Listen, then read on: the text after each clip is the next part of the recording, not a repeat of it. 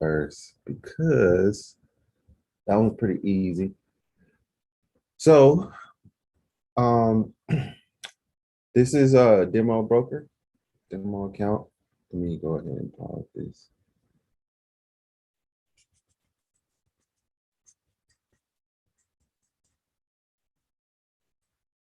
Okay, yeah, so this is our demo broker, right? And her question was, how do you calculate trailing stops with oil?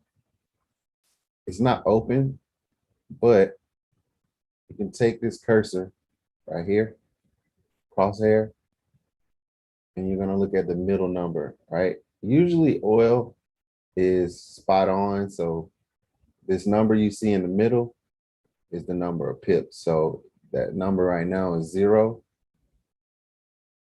This would be 20 pips, 20.5 pips right here.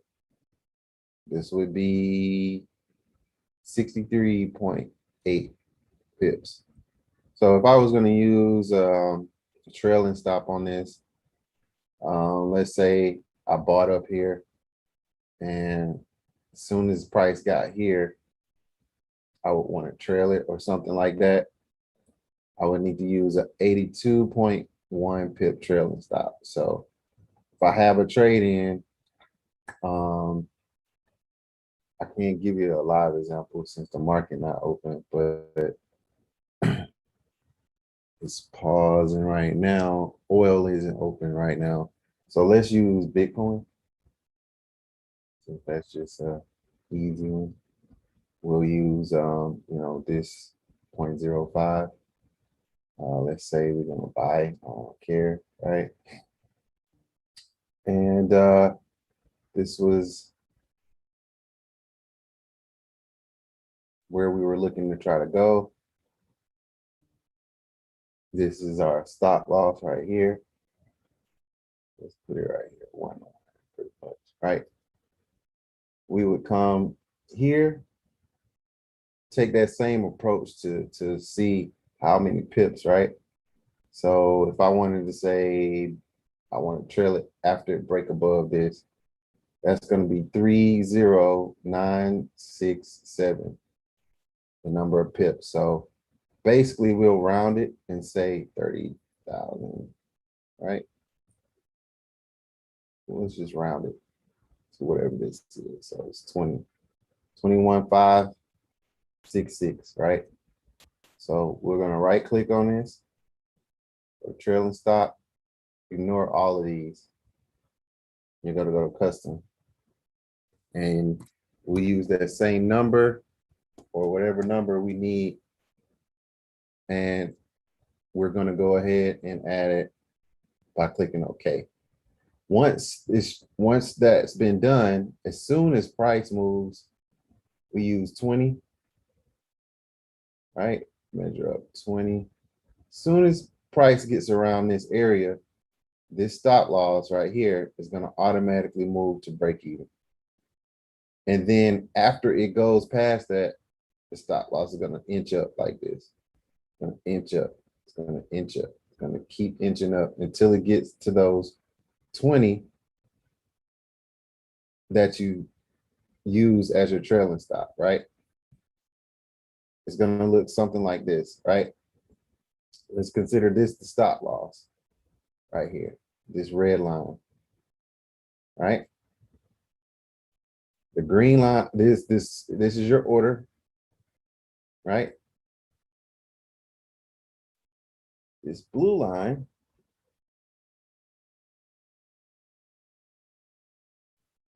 this is going to be price, right? Price is right here right now, right? And let's consider this green line your target, right? If this is my target, right? Your trailing stop, let's do one more line. This is your trailing stop. That's going to be your orange line. So Let's label this right quick so we don't get confused. Stop loss.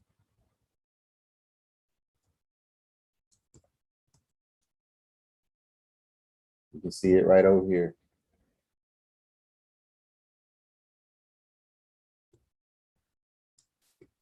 Price.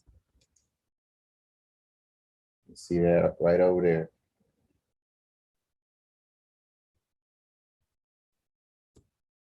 Trailing stop target.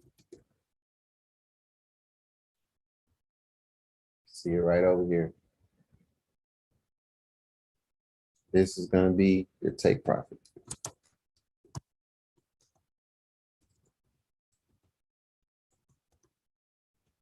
Okay, so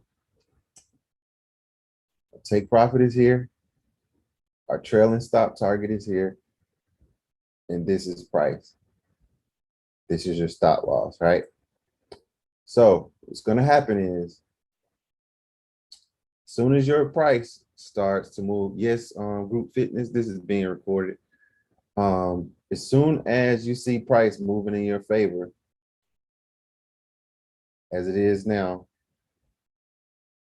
right? Let me grab this line. Of course, I would put this right.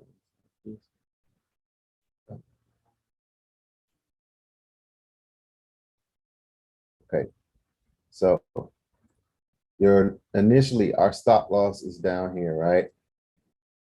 And we're moving with price. We're moving with price, right? You'll see down here that price, the stop loss is yellow. That means that you have a trailing stop in, right? It's going to trigger once price, which is the blue line, reaches this level, right? And when it does, you're going to see that the stop loss moves immediately to break even. And if price comes back down,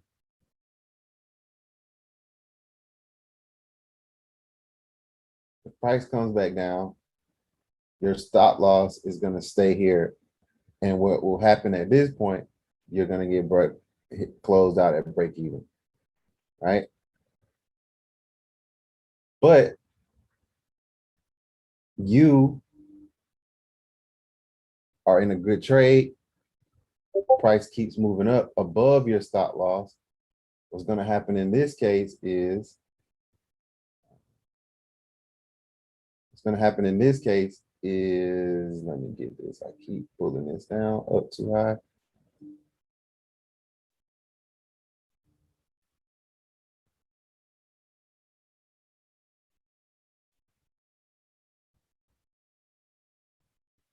The trade.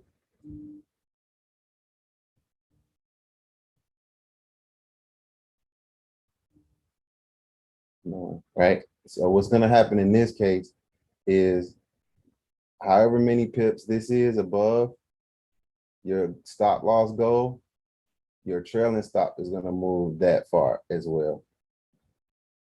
And it's going to keep going as long as price is going up. It's going to keep going as long as price is going up. So either you're going to have price take profit, or wherever your stop loss stop trailing you, you'll have price take you out of the trade. That's essentially what it looks like. It's pretty easy, pretty easy. You can, once you have the stop loss triggered, the trailing stop, you can manage it manually. You can move it around. You can come back in here and update it. You know, okay, we went 20 pips in profit, but now I want to see it go 50, right? So now once, you know, it's going to go, you know, 50 in profit, then it'll start trailing it, and then you can make the changes to it, right? So that would be how you would use that. It's going to vary depending on the pair that you use. This crosshair tool is probably the best one to use because you can measure it pretty quick, but depending on what pair you use or pair you trade will depend on how big or how small you need to use it. So in this case, you can see this is 58.1 pips. You're going to look at that middle number, right? So if I wanted a 50 pips trailing stop on this trade, when I put my trade in,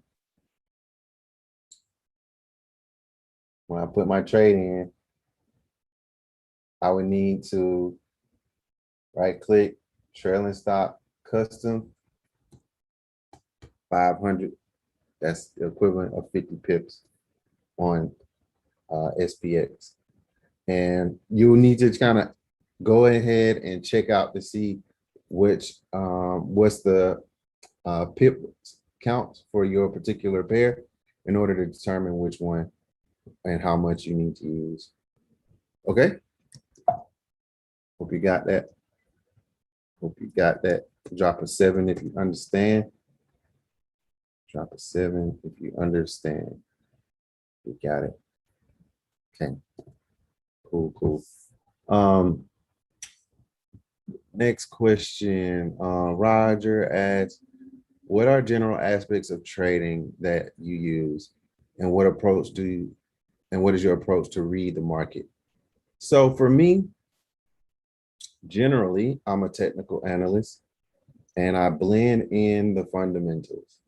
I do technical and fundamental analysis, meaning I look at charts and I look at the news that's related to whatever it is that I'm trading, right? So when I'm looking at something in the market, I want to see what it's doing on the charts, and I want to see what it's doing from a economic standpoint as well. For as far as the charts goes, I trade like a hybrid of smart money, and I trade like a hybrid of smart money, institutional trading, with some scalping, long-term, short, mid-range targets, you know. So I'm kind of like a mix of stuff, you know. I don't have a preference, like, you know, I use indicators, price action, you know, whatever it is to get the job done. Like, I don't like to like define like what kind of trader I am, because at the end of the day, I'm a trader that want to make money, right? So I don't have no problem with nobody that use just blank charts or indicators or whatever the case is. I know how to do them all. So I just want to make money. So that's where it boils down to. You'll hear people debate over this kind of stuff, you know, whether you are, you know, smart money trader, whatever, breaking retests. If it worked, it worked. Don't, that's all that matters. If you can trade and make money properly, you can be a breaking retest, you can be a scalper, you can be a swing. I don't care, you know. As far as, you know, like I said, with the approach, usually what I'm doing is I'm looking at the daily, 4 hour, 1 hour. I note what my weekly, monthly, daily, yearly price levels are. The openings, these are the openings right here. And then I want to know, you know, where are my institutional levels, you know, where my whole numbers, any whole quarter numbers I need to look for. And then I want to know what type of bank, smart money, areas that I need to look out for, like equal highs, relative highs, like this particular high right here, these two lows, these two highs, like these are standing out for a reason. I want to know where those are. And I'm looking for order blocks, price gaps, you know, those kind of things. So, and then as far as news goes, my go-to in the morning every day before I enter trades, I'm on Forex Factory, and I'm looking for red and orange folders. And over the years, I back tested majority of these events by going to the details and then combing through these days to see how price react when the news came out to certain things. Especially like NFP stuff, like on those days, certain like FOMC stuff like that, when it's released. So if you're in Forex Factory, you want to pay attention to the red and orange folders. And then just to confirm what I'm seeing on here, I'll also go to my FX book.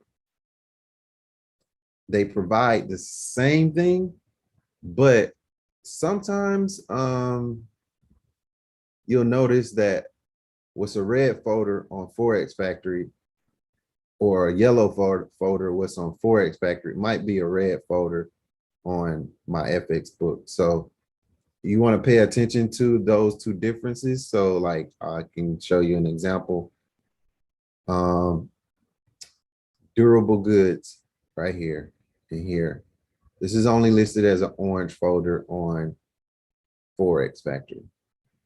And if you take that as a grain of salt and don't double check, you may not realize that over here, durable goods is high, right?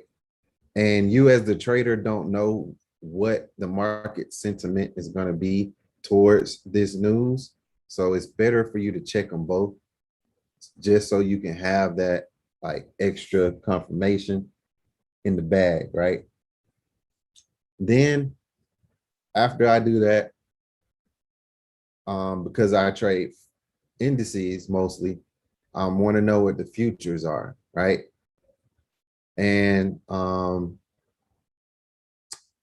want to know where we are in relation to the futures level numbers and where price is. Because if we're over, there are a couple of different scenarios where you'll have price at an extreme and it'll be either really, really low like this, 255, 200 plus 42, right? At a certain level, you would see extreme negative, but you'll be at an area where it could possibly buy. And if you see that in conjunction with price getting higher, then that's giving you a sign that it'll buy up. Let me just copy this question from Robin, which I'll get to maybe.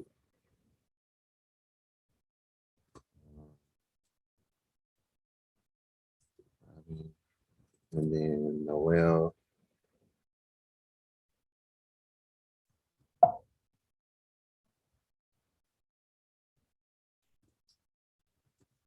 Well, okay. And then once I have this information, I'm gonna go also to the news. And I'm gonna actually read the news articles that are the leading news articles, the primary articles that they release on the day. There are a couple different things you want to look out for when you are looking at the news, right? So on CNBC, there is a news article in the morning that's released that's called 5 Things to Know. Like it's usually right here at the top. But now that it's late in the day, I guess they removed it. But in the mornings, you want to look out for 5 things to know. It's going to give you like a short detail of like some key things that are happening, a little information, but you know, just enough to pique your interest and kind of get you going as to what's going on. And then the next thing you want to do is you want to come over to Bloomberg. And on Bloomberg, you're going to look for 2 things. On both of them, really, you want to usually watch and see what these headlines are like, right? Even if it's just a quick scan, right? Because the headlines are going to tell you like, oh, okay, yeah, there's something going on, whatever the case is, right? And if it's something big, you're going to see it up here in this column, right? But if it's nothing too big that's affecting what you're trading at the time, you're going to want to come down to this markets, the markets area right here, and click on this to analyze and read through this article, right? There's usually a video that comes along with this as well, but you know, that's kind of what you want to look at.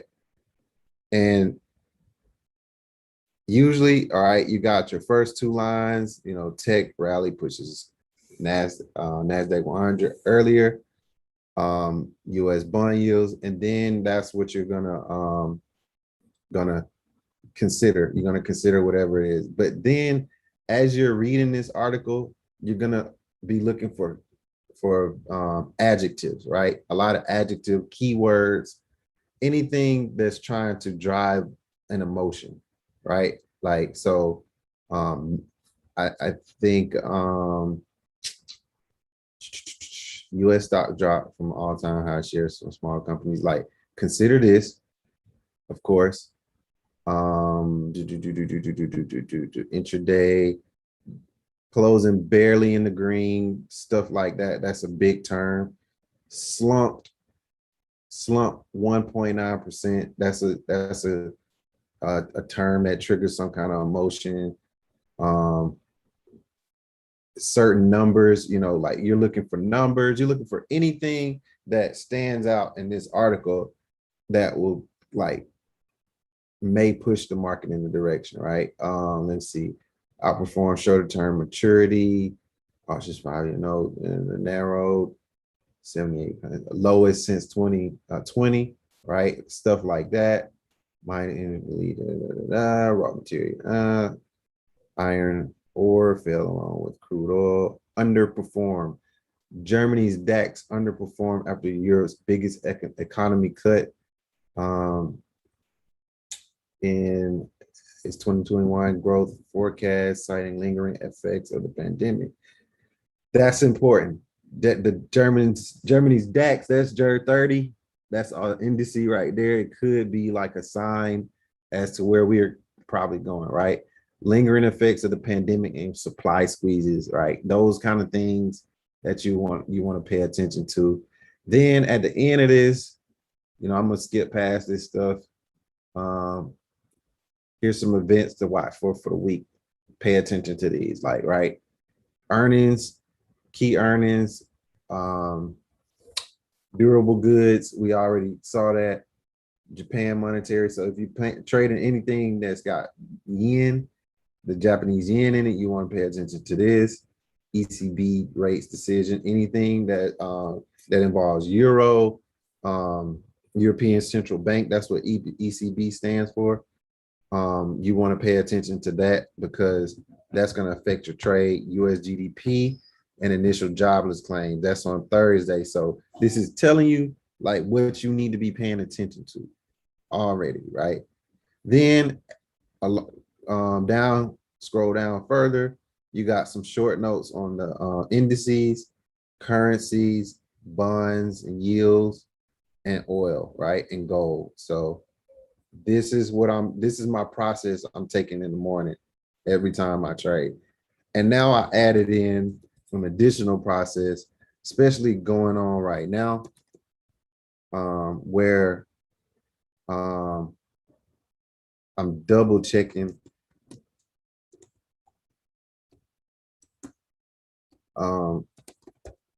the earnings calendars to see, like, we're in Q3, we're in quarter 3 of the year, and we have a lot of earnings release. So I want to know who's getting their earnings release throughout the week, because certain companies make up certain percentages inside of the indices, and because of that, they can swing the indices quite largely, right?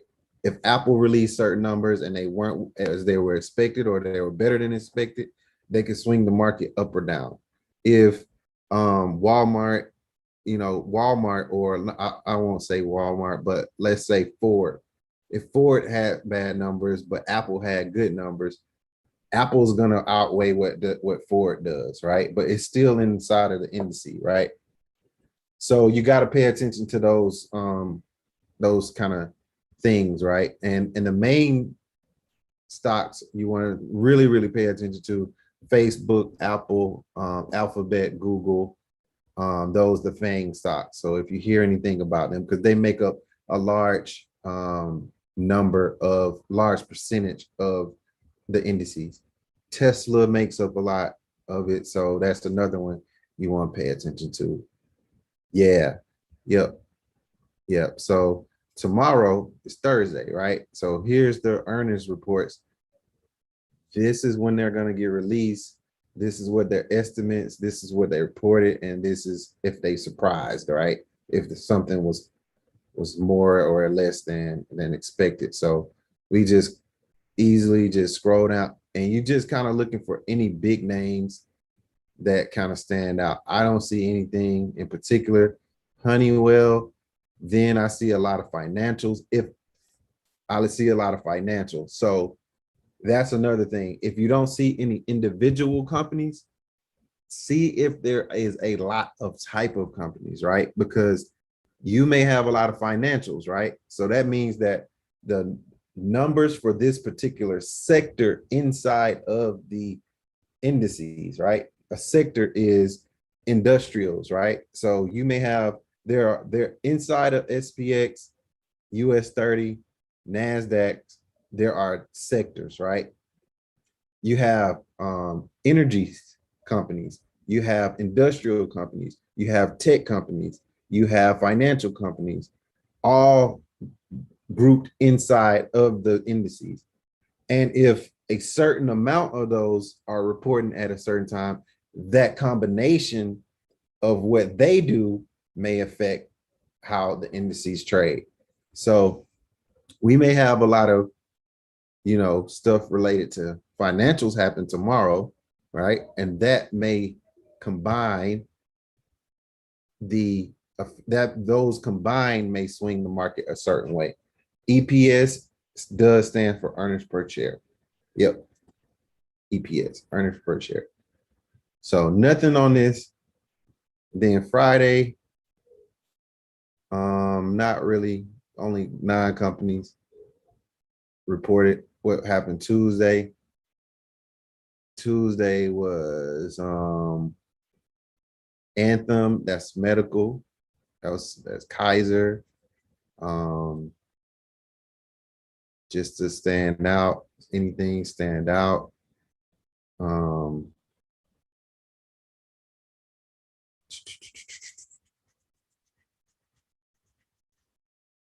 Verizon, Discovery, no, that's not that. Equifax, financial. Tesla, they reported before hours on Tuesday. So that's the kind of stuff you want to I think that's Procter Gamble. I think that's what that is.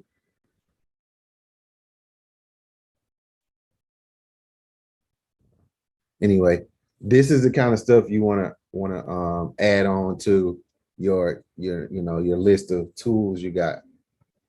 So that way you can make sure that you are on the right side, that you don't have any surprises. And I'll drop these in here just so you can know. So you can have an earnings calendar.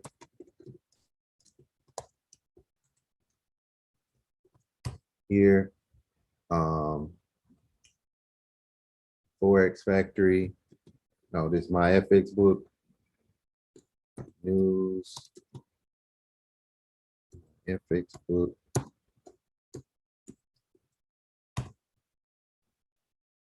Forex Factory.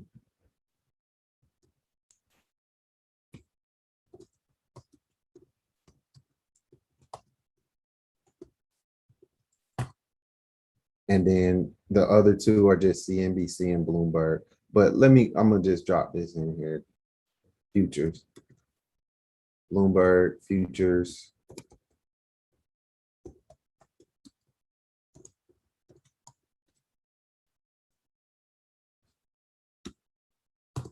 And then the other two is just go to CNBC and Bloomberg. So, all right. Let me go back to the questions. Does that answer your question, Roger?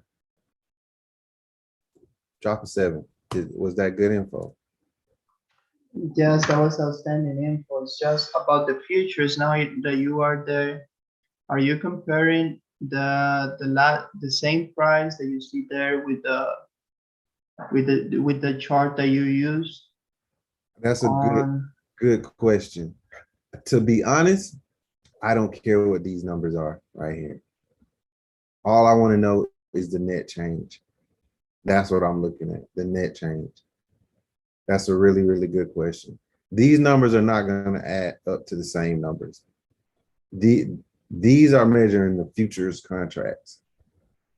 Futures and the actual price that you're getting on the brokers are going to be different. So we don't necessarily need to pay attention to this. This net change number, these 3 numbers right here are the ones we need to look out for. That was a great question. Great question. Anna wants to talk about Wyckoff. That's a quite long discussion, but I can give you some info that you can use to study it. And then I can give you some quick tips that will help you to kind of understand it and see what it's referring to, right? Okay. Okay. That question is not just like I know this is not. yeah, Yeah, that was I understand that. If you want to, we can do it in a team meeting or something. yeah, but I can do a quick rundown though, right? Okay. Okay. Let me see. Let me look at this chart.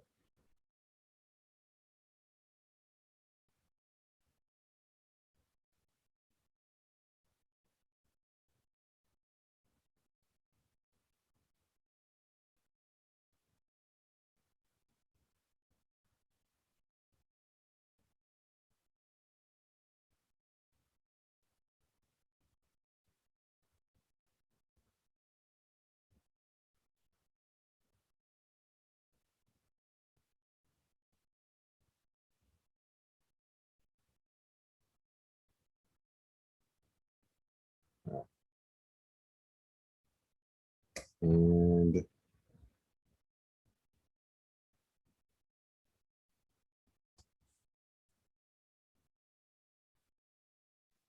Just show me on chart because I'm trying to look at, but sometime I'm missing. I think some notches, which like test or exactly what is spring, how many times it should go. So then when I try to understand and I don't, then I leave that. So I want to understand that part. okay. Mhm. So just in general, Wyckoff theory just basically covers what's known as accumulation and distribution and impulse trade. So when you're in an accumulation, you're in a model that's setting you up to buy. When you're in distribution, you're in a model that's setting you up for selling, right? And let me give you this link.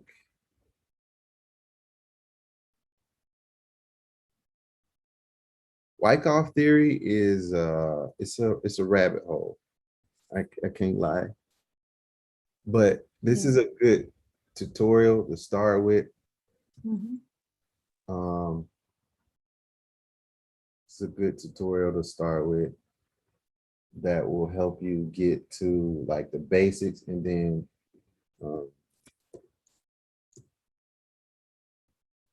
can go from there. And essentially, you're basically interpreting, like this says, from overbought, which is here's your accumulation, your impulse to the upside, overbought situation, distribution, and then impulse to the downside, right?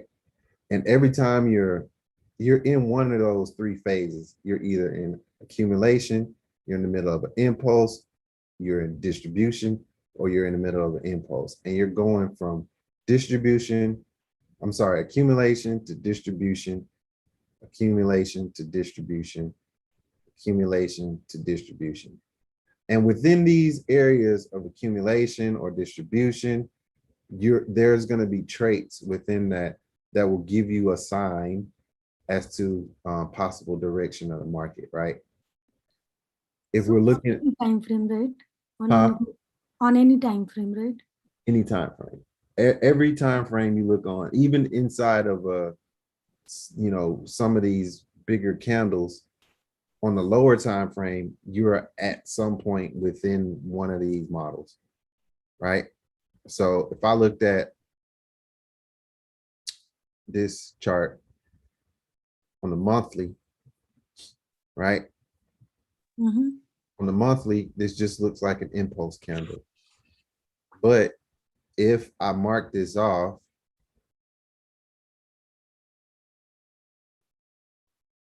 and then go back to the daily, that candle started over here. We're obviously moving throughout the market.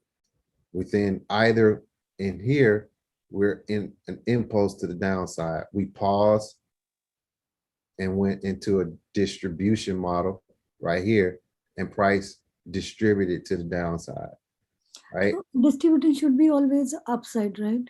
Because that is sell. No, distribution is to the downside. You distribute to the downside, you accumulate to the upside. Okay. If you're in consolidation near a low, you are accumulating price. Okay. But I think that if you, like I said, I think that this will better help you just reading this, interpreting this. And then once you understand that, you can understand like the phases and where you are within the range, right? You can take this chart, you can literally take this chart and look at an area of consolidation and interpret what's going on the chart. Okay. Another trick that you can use is,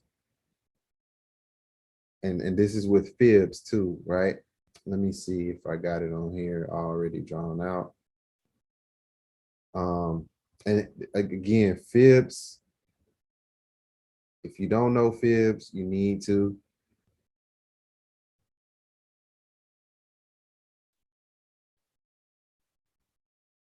I understand, Phil. Yeah, I'm just speaking in general, not you. Okay. Okay. Yeah. Screenshot this right here.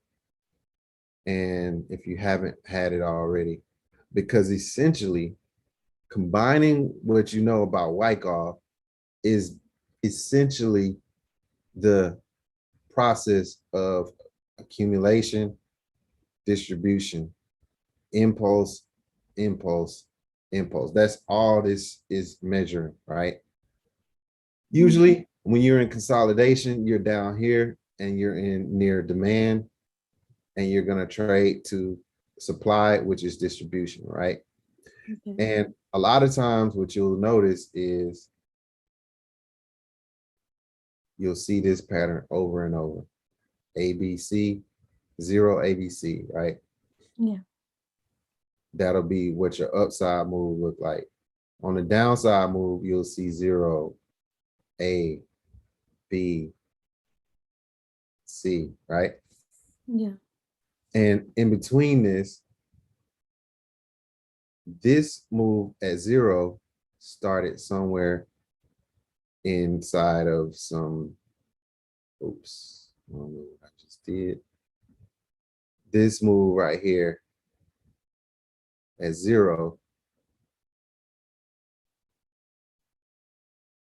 started somewhere in some area of accumulation or distribution, right? Mm-hmm. Go to, let me delete this. Let's go to 1 hour.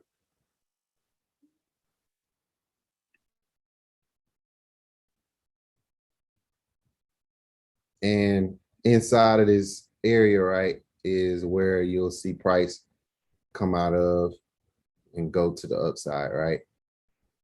This part right here, between whatever this is right here and right here, you can apply what you're going to get out of this document right here, understanding the accumulation area, to this area right here. Okay. You're right, Rob. It won't look exactly the same, Mm-hmm. but it's the concepts behind it. And another trick I'll tell you, and this will be the last thing, is your fibs, based off of whatever direction you draw them. Let me use the default fibs, right? When you're watching a move,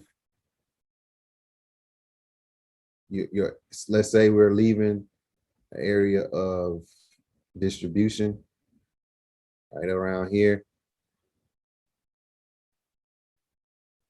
We reach demand here. Mm-hmm. Got our rejection here. Yeah. And whatever the case is, we go here, right? Let's say this happened, right? Yeah. This is going to be the high. This is going to be the low of whatever your distribution or accumulation range is.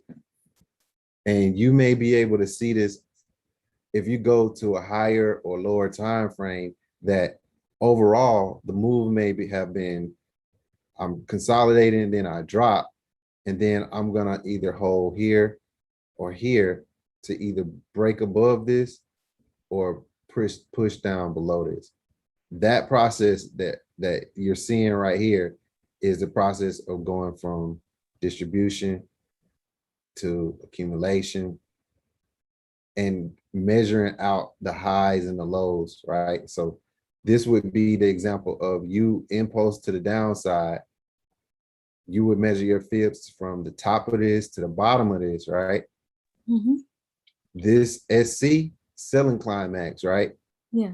The selling climax and your primary support, that'll be the first time it tries to give an area. Your primary support is usually going to be the high of that range. Okay. And then it's just your job to figure out between this primary support and the selling climax, where are you going to get a spring to push you to the upside, or where are you going to get I forgot what the term is called, but it's the opposite of a spring to the downside. But it's on this document. Okay. It's on this document. Up thrust. Okay. Hey, Corey. So is accumulation considered to be consolidation or no? Yep, Yes. Okay. that's correct. Yep, up thrust after distribution. Yep. That's what that would be if it's the opposite of a spring. It's just basically a fake out above that range to drop it. Like liquidity. It's a liquidity grab. That's why I always tell you, like, I don't consider myself a certain type of trader, because, like, look, this was us ranging right here. This would have been an up thrust right here, snatch the liquidity, and we drop the market. It's the same thing, right? Yeah. Same exact thing, right? Mm-hmm. And it's just up to you to take all of this stuff, combine it, and make it your own, right? And now look at what we just talked about. Here is your fibs, right? Mm-hmm. This would have been your selling climax right here. Okay. This would have gave you your first attempt at a high. This gave you another low. And now you're in between this high. So you kind of know already that I have a first little area to consider is right here. My next one is right here. If nothing happens in between here, I don't need to, I may not even touch this, right? There's no spring in here that pushes to the upside, but this might be. You'll know it's a spring because it took out this low and it didn't continue, right? Yeah. This gave you the potential that this could be a distribution because we traded above this high temporarily, and then immediately we sold off. So this could be your whole range right here. So that's why you want to take, advantage of the fibs, because the fibs basically tell you where your levels are going to be, right? Mm-hmm. And what to consider. Last thing I'll say about it is, here is another example, right? Right here. And let's zoom in on this.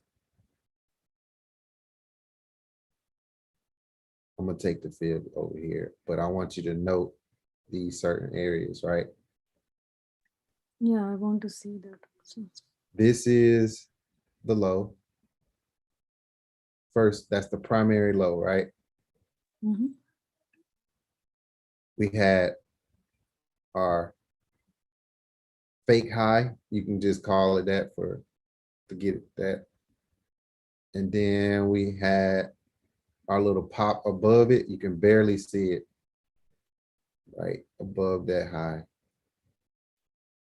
Right above it, right? I can't even draw it on there, right? Slight little trade above the high, and then we trade it back down, right? Mm-hmm. High, that's your high. That's your temporary low. This made one temporary low right here. You had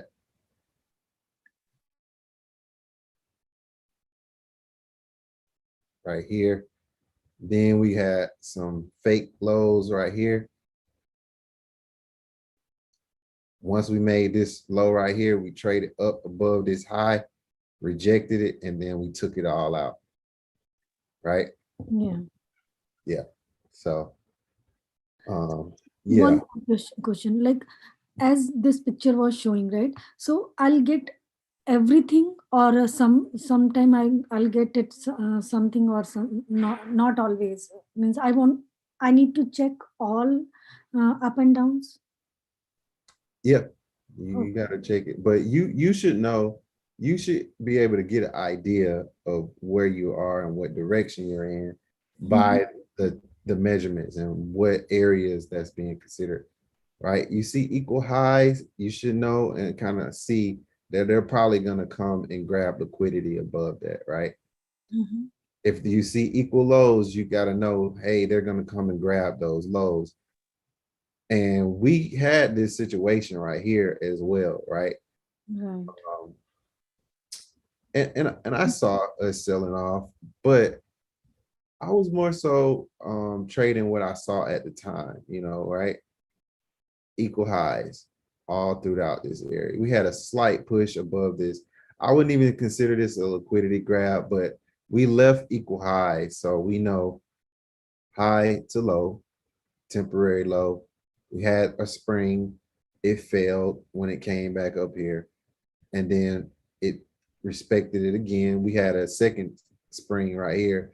And if we look at the layout, sometimes we'll have a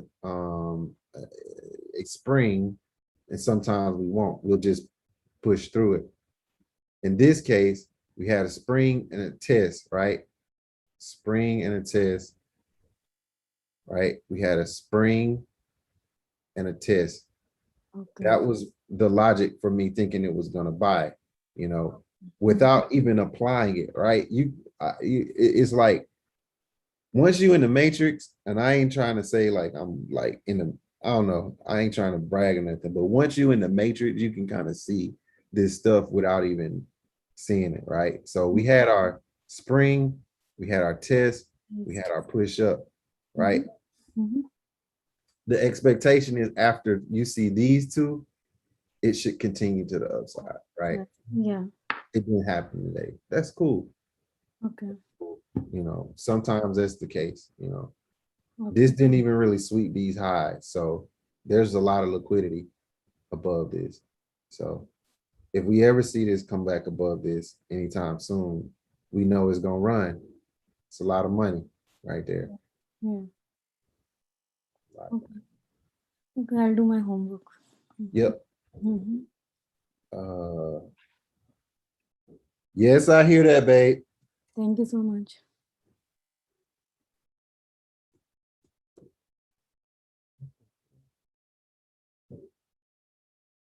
I hope that's just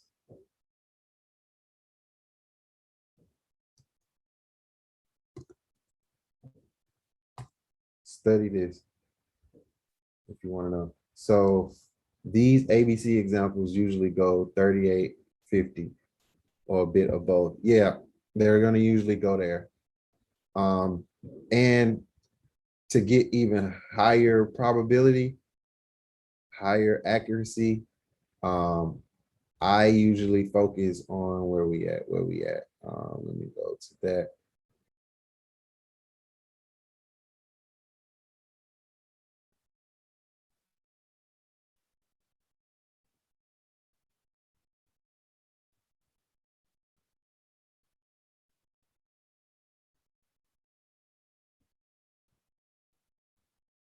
So for me, Rob, to get even higher accuracy with it, I'll usually focus on just these three, 618, 70, and 78.6. Because yes, the price will give you the 50, the 38, and whatnot. But, you know, if you want those wick entries, it's usually going to push up just past those levels into 78, 70, 618 levels, and then drop. You'll get the 50 sometimes. You'll get the 386 sometimes. But you want to get those ones without the drawdown, with the little drawdown. That's what you're going to have to shoot for. And that take a little more patience. And sometimes you'll miss it. So, you know, you gotta accept, you know, which one you want to deal with. You want to be patient and miss some things with higher probability and less drawdown, or do you not mind drawdown, and you know you don't care about the drawdown, you just want to make the money, you know. But usually if you get the trades from the 786, 70, you know, if you usually get them from there, you're in most cases gonna typically always hit the zero. You're always going to hit the zero or the 100, depending on how you draw your fibs, right? In most cases, if you take the 3/8, if you're drawing them like this, like my default fibs right here, if you get the 3/8 to the 50%, the 618, you're typically going to always get the 100, vice versa, at least the 100. After that, you're going to be looking to trade to the 618, 150, 138, 27, and 114. You're usually going to get the 100, the 127, 114 for sure out of that. Because at this point, you're essentially looking for whatever you got out of this low to high.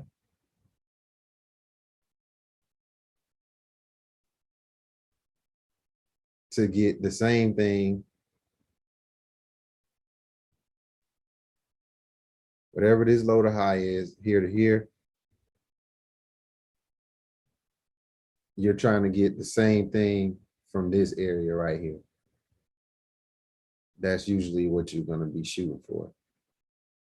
SPX, again, let's go back here.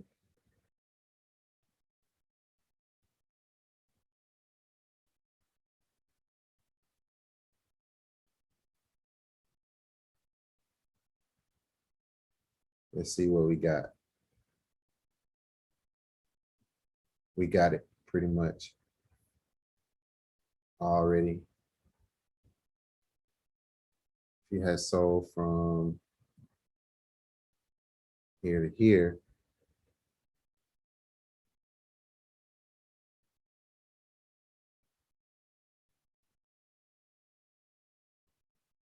From the highest that it went was 382 right here.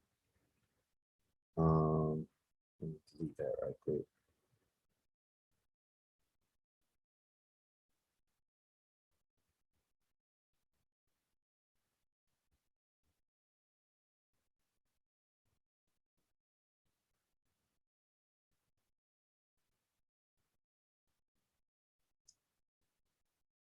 $382 from here to here.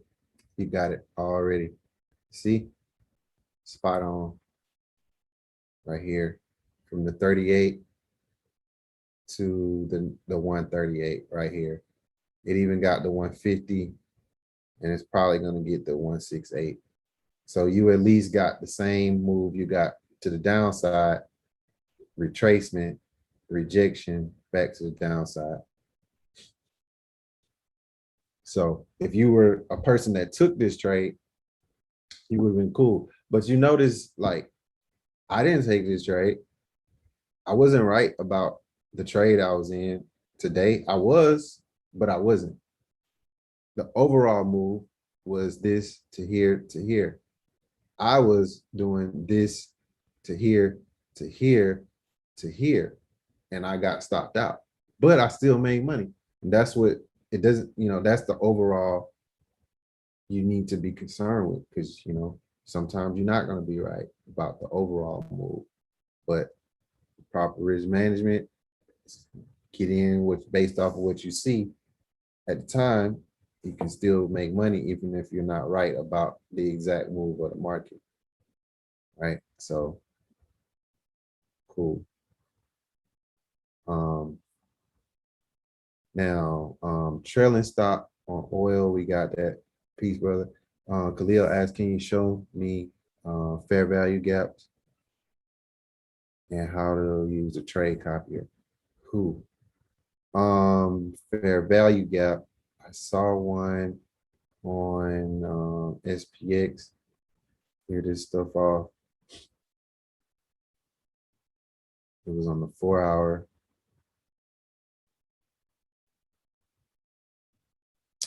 Okay. Fair value gap is this area right here, from this low to this high. The gap is the price in between here and here. This is a void of price, right? And in this area, this is an area a lot of times you'll see that price will want to trade down to, right? And you can look at this as in a couple different ways, right? Always understand there's 3 levels to this, right? There's the high, there's the low, and there's the middle.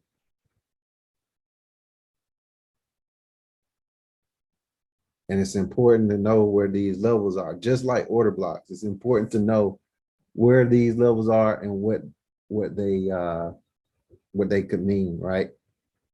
Because inside of this area, it's one directional. There's not price moving up and down between this level. you know, and this is in reference to the 4-hour time frame. It's one directional. If we go down, we might see it on the lower time frame, but overall, the general sense of this is a buy. These buys in here need to be closed out and balanced out in between this area.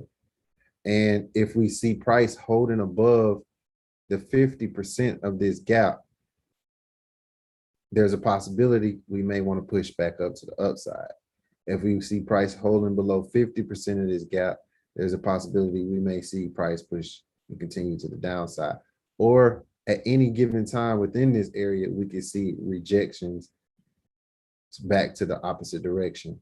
Let me see if I can find one that it did that exact thing. It did it here. It didn't even stay long, right? So you will have been looking at this candle right here to this candle right here, between here and here. And price push up and down into this, and it barely touched it, and it ran from there. Now, does it need to fill the rest of this? It's a possibility. So we could probably extend this out and look at coming back to that area, but for now, it's been used, right? It's been balanced right here. This whole area, here to here.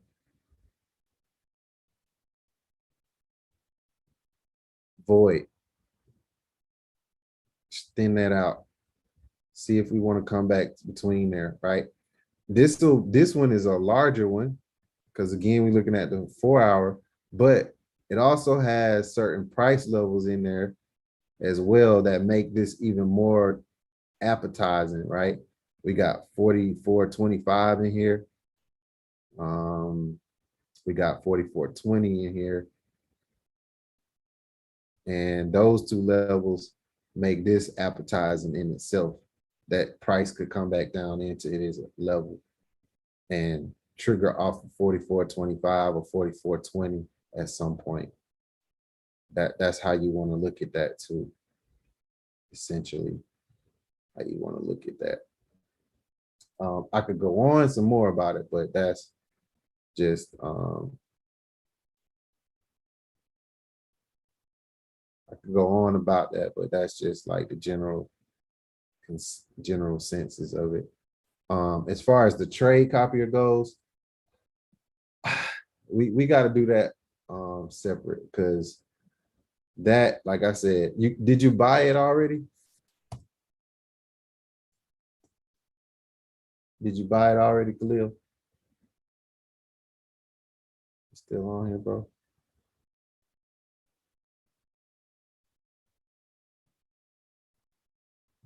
I don't know. But the trade copier, that almost need a whole session on its own. But the trade copier I use is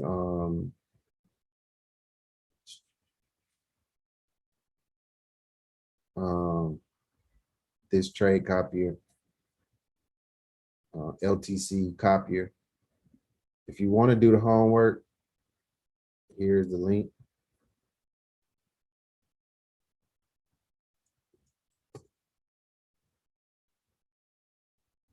These are some tutorial videos on it. But I really think that this is something you might want to, we got to make a whole session on it. You can use one account to trade multiple accounts. You can take one trade and you can take a trade in a single account, and it'll let you enter trades for multiple different charts. So let me see, do I have mine running right now? Yep, I got mine running. So I'm not gonna actually take a trade, a live trade, because I don't want to. Let me see. I'm not gonna use this account. Let me switch.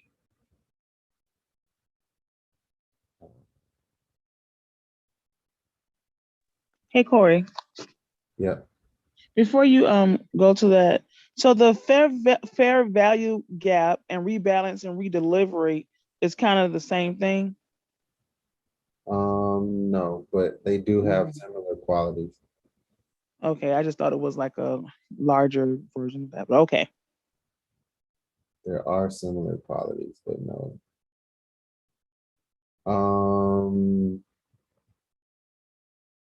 okay, so let me just see something real quick. Bitcoin.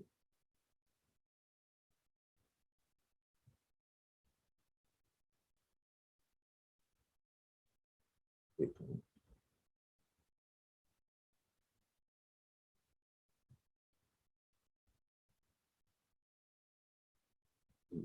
All right. Okay, and that's open. All right, so two. So this is what it looks like as far as what you would see. I already got it running on these different these accounts over here. This is an account I don't care about anymore. This is another like demo account right here. And okay, so over here, this is our main account, right? And let's say enter a trade over here, Bitcoin. I don't know what's going on with that account. Oh, maybe it's expired. Let me see what is this. Oh, now let me get out of here.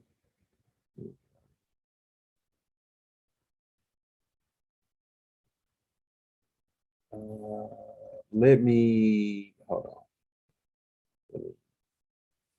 on. Let me just open up a demo account right quick.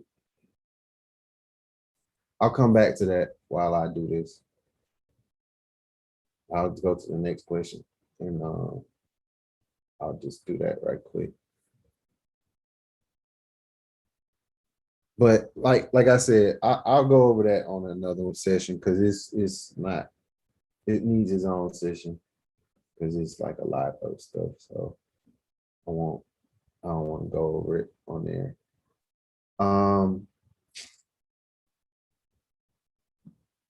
But essentially, whatever I do in the master account or the server account is going to do the same thing in the client accounts. If I open up a trade, it's going to open up the trade across however many accounts that I have open. If I have like 15 different brokers, 15 different accounts, it's going to open up trades for that account through the server account, and then all the client accounts that I have is going to open up trades for them. If I move the stop loss, if I put in a TP, trail it, whatever the case is going to do whatever I do in that. You can open up trades in the individual client accounts as well, but it'll only be for that account. You can close them out, but it'll only be for that account. If I close out the trade in the server account, it'll close out the trade for all of the accounts that it's attached to. So, so it's, you can manage multiple accounts.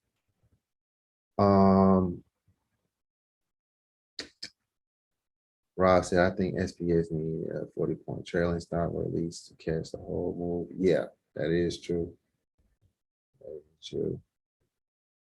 But probably catch a bunch of 300 to 700 pips, right? Yep, you can. That is absolutely true. I said, do you ever think of what price is at on futures? It's always seemed lower than before. Best strategy is that Yeah. Yeah. As far as considering the futures, I don't really consider the numbers themselves. I just pay attention to what they're doing as far as movement and the percentage change.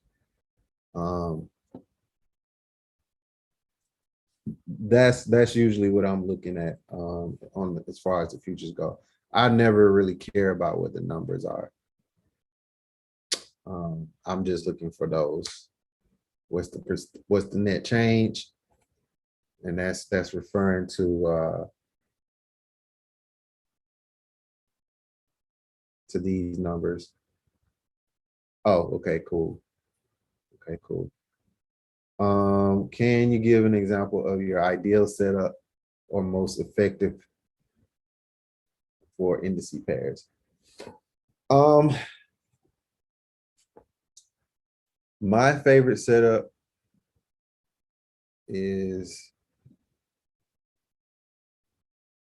are these setups.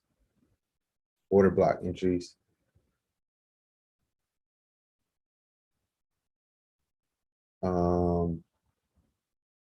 My favorite setup are order block entries and getting them at the 70 or 786 and reaching for -100 targets. So I'm looking at order blocks. I'm looking for rejection near 618, 70, 78.6. I'm taking my trade from there and I'm buying or I'm selling depending on what I'm looking for. And some of the key things are, you got an order block, you see a high made, you see the high traded above. Once you see that high taken out and you see that a new high being made, you watch for price to return to it. You wait for you to get 70, 618, 786, enter your trade, and then you're targeting 0, -27, -618, and -100. That's usually what I'm doing. It works on pretty much most time frames. It's just gonna be cleaner the higher the time frame you go. Stop loss would be the 100. Yep, appreciate that. Stop loss is at the 100. So if it does come down here and it doesn't hold, I'm closing out at 100. At worst case, if I got in at 786, for sure, sometimes I'll let it hold to negative 127 sometimes, but that's the most. If you look at my fibs, let me show you my fibs on my broker. Let me see which is funny.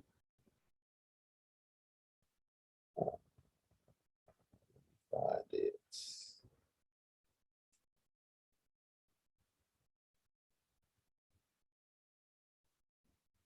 Let me show you my broker fibs. Let me find it right quick. Which account are you? So that's like a the break and retest, but right in the order block area, right? If it's usually gonna be near that area. It's usually gonna be that area. Oh, all right. Let me show you.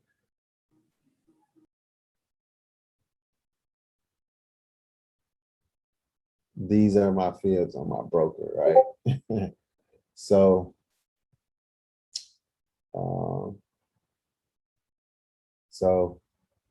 this was the move.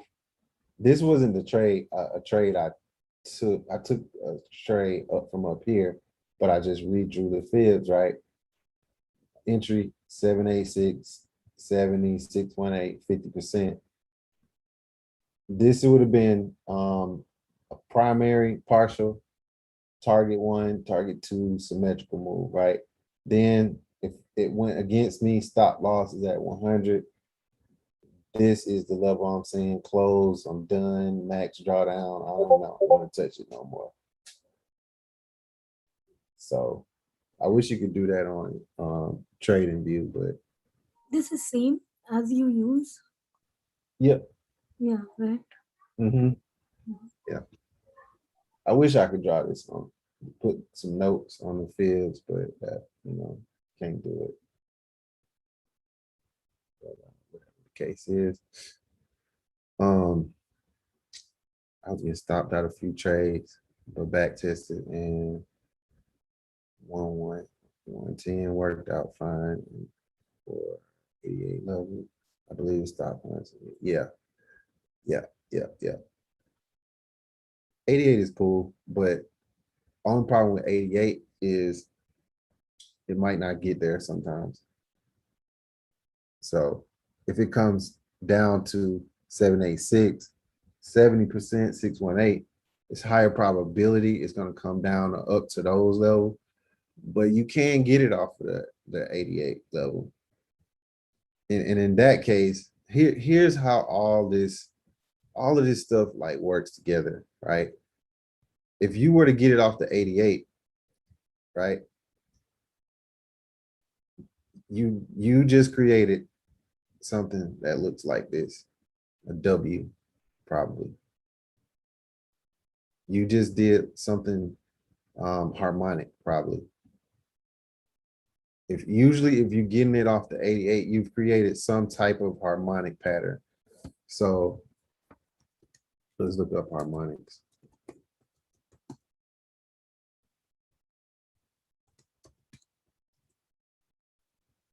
Cheat sheet, right? If you're getting it off the 88, I promise you, you probably created a harmonic pattern at some point, right? 88 gives you this bearish bat, right? Where you would have had the impulse, push up, hold near the 88, C to D, puts you at this level on the extensions between 186 and 261 to reject from a higher time frame, right? I don't want to go into harmonics, but it's, again, I know all this stuff, but I don't necessarily need to apply it all, because it's just when you understand fibs, when you understand all this stuff you can take the time to learn this, but you need to understand concepts more than like, those kind of, things or whatnot. But you can definitely, and then, same as, certain other levels that you might meet. When you trade off of those levels, you're probably going to get, harmonics. You're going to probably have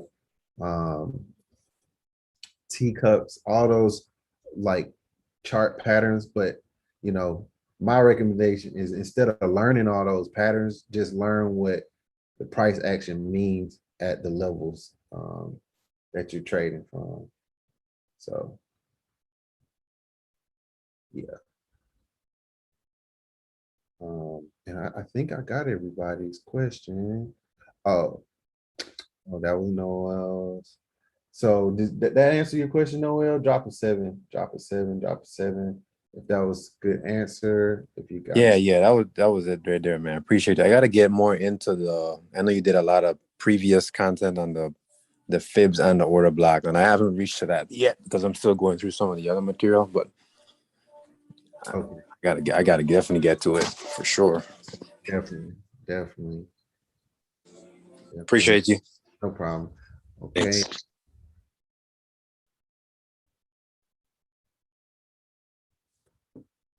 When analyzing a trade, this is from POLITA. When analyzing a trade, how do you know if the cycle is complete?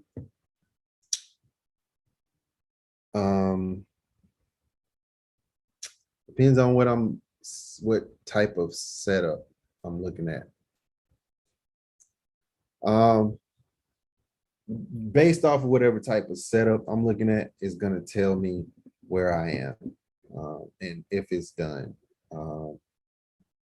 if I'm looking for something like this, if I sold from here or I sold from here, and I get to one of these levels, 0, -27, -68, and I start to see potential rejection to the upside, I know I'm done from there. However, if that's not enough info, usually associated to these levels, there's going to be some type of institutional order flow or price delivery near those areas. There's probably going to be an order block here.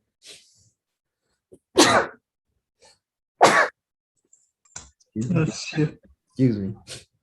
There's probably going to be an order block here, or equal low or equal high, or some kind of structure, right? If we look at SPX, why did it stop where it did? Right here, we already know, right? We already determined why it stopped right here. 1, 2. That's your fair value gap, right? You got fair value gap. You have an old high. There's probably an order block on a lower time frame right in that area. So there's a number of reasons, right? Number of reasons, right? Got the order block, old high, old high. You have you're right near 45.50, 45.60 area, right? If I draw fibs on this, here to here, that's the move.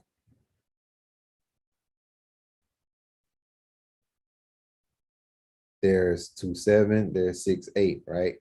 -2.7 right there, -6.8 right there.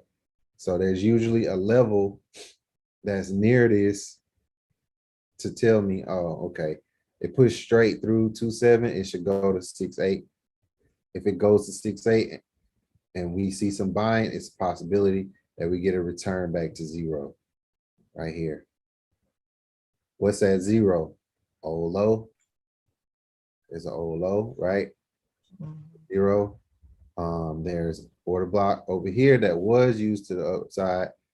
Then this is the start of order block to the upside, right? So seeing price come back down here says, come back right here near 0, near this low.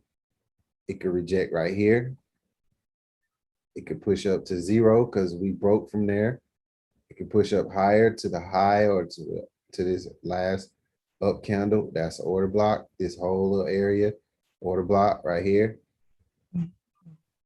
So signaling stuff like that. Up here in this case, how do we know we wasn't going to keep going up here?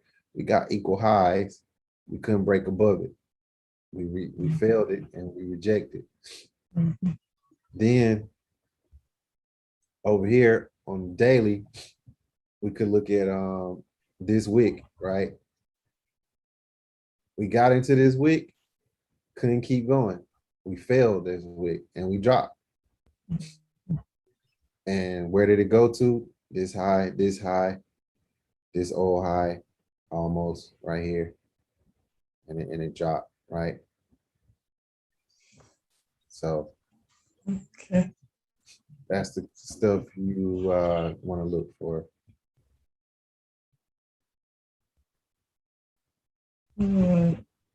Thank you. I think I got everybody. I got everybody.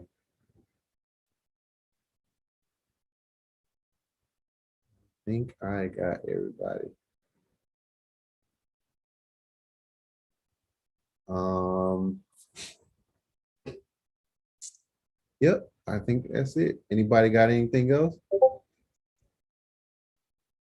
Going once? Hey, Corey, my apologies. I didn't get to hear what you said about fair value gap. Somebody had called me. Okay. So essentially, let's go back right quick. Fair value gap is an area where price has not had equal balance within the trade, within movement, right? You'll notice when you have this high to this low, you'll measure out this area right here. And in most cases, you can expect for price to come back into this range. You want to consider the high, the low, and the middle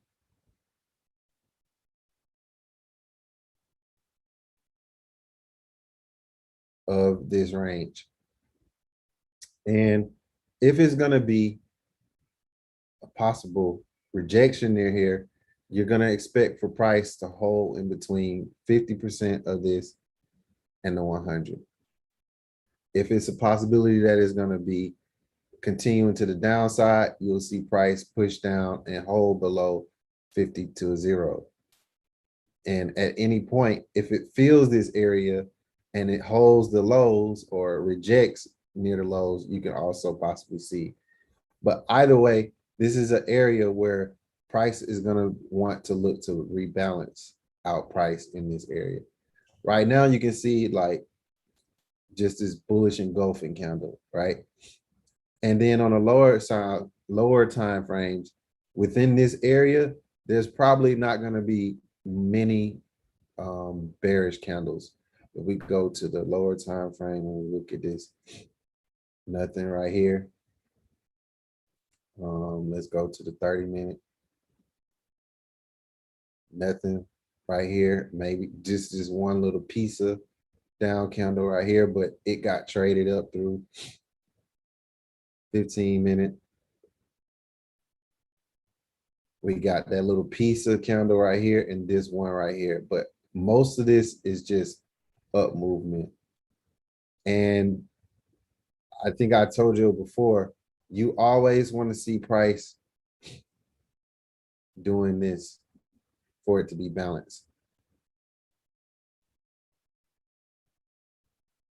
You want to see price always doing this. That's buying and selling equally throughout this move. It could look like this on a higher time frame, but on the lower time frames, you want to see this kind of action. If you don't see it, then this, wherever you don't see it, becomes an imbalance in price. And you're going to need to, whatever direction you're going in, you're going to need to see the orders that brought you to this area closed out at some point. And that's what you're doing. You're coming down to this area to fill in some of this missing price action in between that. So that's usually an area that's a target that you can use. It's an area that you can use to trade from. Like you could have took this wick rejection right here. Or you could have refined it on the lower time frame. So this the higher time frame, right? You could have took the lower time frames and found this area right here. Right here. And as long as price didn't come down below that, you could have took this trade. So it's a lot more to it, but that's like a quick Okay, let me ask you this. So Is it- I can, it's a little harder to see it on this 15-minute, but on that 4-hour, I can see it clear. So what it is, basically, I see it as the difference between rebalance, redistribution is that the wick comes back and at least touch the high, if we're going up, at least touch the high of that wick candle. Yeah. But in fair value, it doesn't come back and touch that wick. In a lot of cases, it's gonna want to trade through this. And No, I mean, like, can you go back to the 4-hour for a second, please?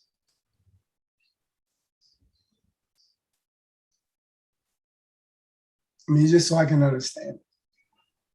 Okay, where you got that Right that here. high and that wick, and then that candle traded through it. And then Yes. that third, the up candle. This one. Yes, sir. That traded through it. And then that wick didn't come back down and Right. touch that. Okay. Right. Exactly. That means, you know, if you understand rebalance, redelivery, right? That's wick to wick, right? Right. The little area that got left behind that didn't get touched, that's basically what that gap, fair value gap is. Got you. Got you. That's If you exactly, that's a great way to understand it. If you can understand that. And it need to be filled in future, Needs right? to be filled. Right, right. Needs to be filled.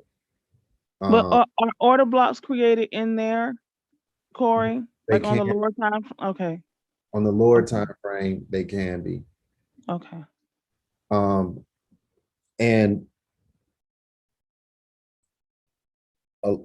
like you saw, right? On the lower time frame, how you use this is once you get to this area or inside of this area, you can use the lower time frame to actually determine, like, all right, are we ready to bounce off of this? We at the high. And if you remember what I was telling you guys yesterday, this would have been that one chance right here where you could have tried to get in at the high, right? You would have been able to get in twice. Once, it would have gave you 50 to 100 right here. And the lower you got, 50 to 100 right here, you would have had another chance right here, 50 to 100 right here. But the third time, it took you all the way out. Near the low of this fair value gap, right? If you wanted to try to buy down here, right? The 50% of the gap, which is 58, you just blew straight through that. So you didn't even have a chance to try to get in. But down at the low, 54, 55, 45, 54, that's a good entry so far. 55, 54, right here, you already up. Let's see. You're already up right now. How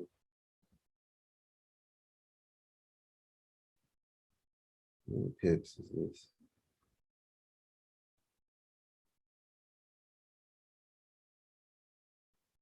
You would have had a drawdown, 10 pips, 11 pips. You would have had drawdown, let's see. You would have had drawdown 7 pips, and you would already be up 60 pips right now.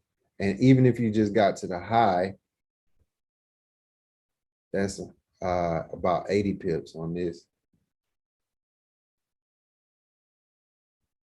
And at this point, you could be at break even or whatever the case is if it come back down, you know? So you would have had 1 entry, 2 entry right here. And then if you didn't get in right there, maybe you got in above these wicks or candles right here, but near this low and near the high, you would have had a chance to try to buy this back up. Man, I'm sitting here tripping because I just realized you actually at the point where the market is right now. I thought you had went back, but this is actually what's happening right now. Right. Yeah, and that fair value low area is definitely right at that order block. Right. I know the sister just asked, do order blocks be created, but I know it just bounced off that. That's very, as you say, not accidental. Nope. And even this wick right here, look at where it is. Look at this. It's right at 45.58. Mm-hmm. It's not at 45.56.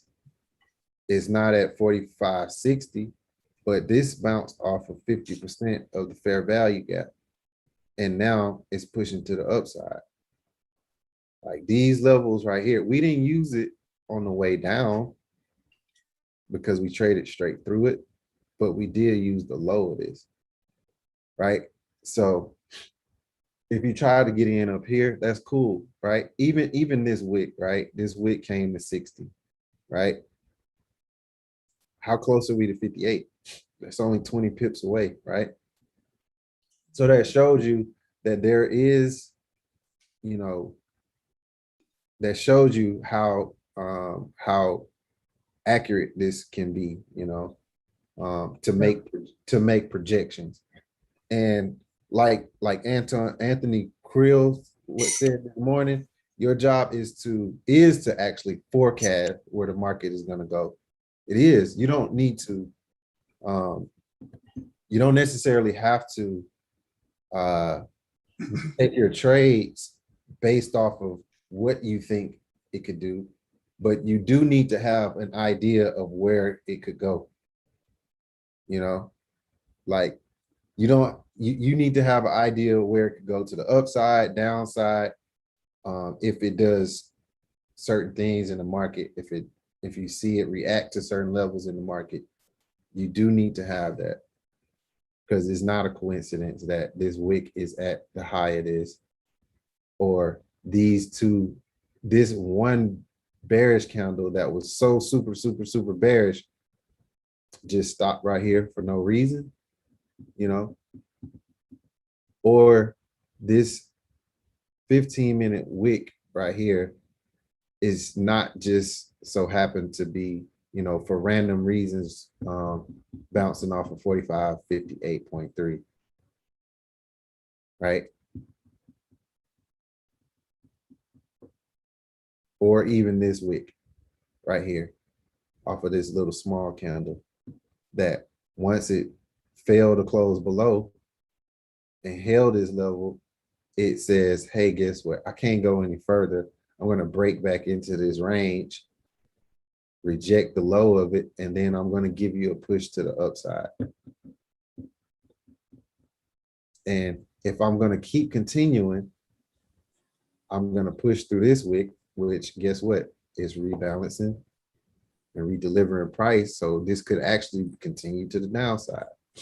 You know, it's setting you up for possible movement to the downside from this area.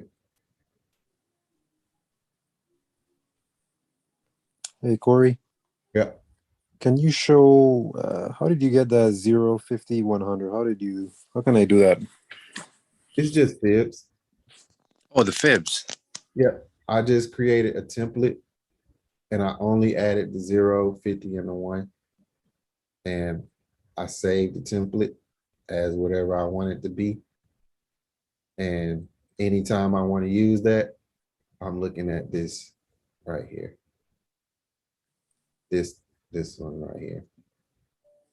Oh, okay. I like that.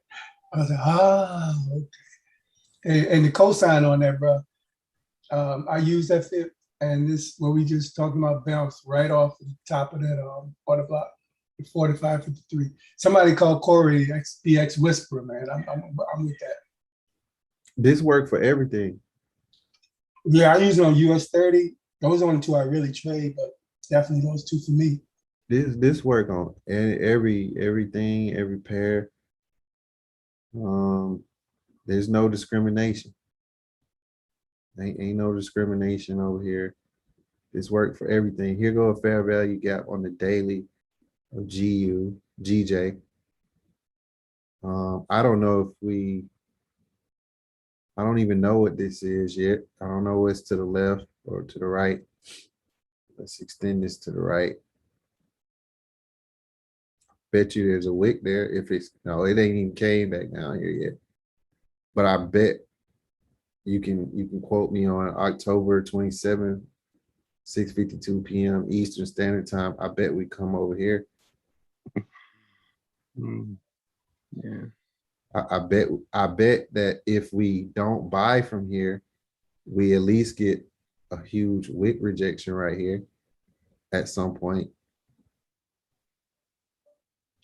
I'll put whatever money you want to put on that. Okay, well, watch this, Corey. So now, if you have, like what I'm seeing there, it looks like there's multiple gaps on this move. You see this one right here Mm-hmm. where we got our wick? Where's that? Right there. Now, whether or not it's going to trade through it, I don't know. But I do know you're going to have a pause in the market right here. Like this wick ain't happening for nothing. There's another gap right below that too. Yep, right here. Smaller one. So I guess that gives you like a bigger target if you have multiple gaps in a row like that. Potentially. Potentially. Yep. Potentially. And like, you know, same thing over here. Like this was a gap right here.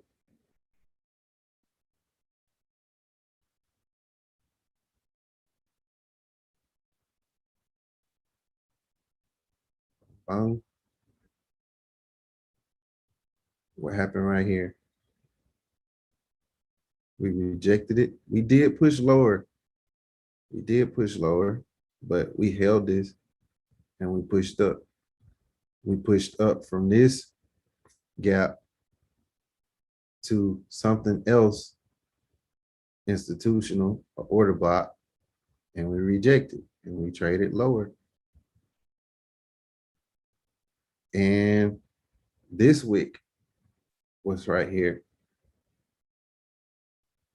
Gap right here. There's an order block also. So you got two confirmations over here. You got the order block, high to low right here on the order block. 50% of the order block right here. This on we looking at daily candles, right? This came down to 50% of the order block and the fair value gap. Here's your order block and your fair value gap right here. Thin this out. That's 50% right on the dot. The 50% of this is 150.706. The low of this candle is 150.671. That is only 3 pips of drawdown. If you're taking it from the 50 of this, that's 3 pips of drawdown for something that went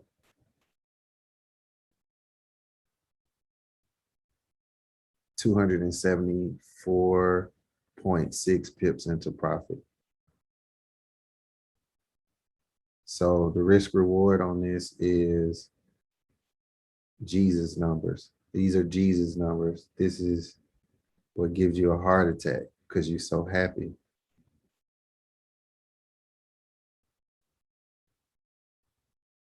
This is 84.5 to 1. If you can ride throughout this whole thing.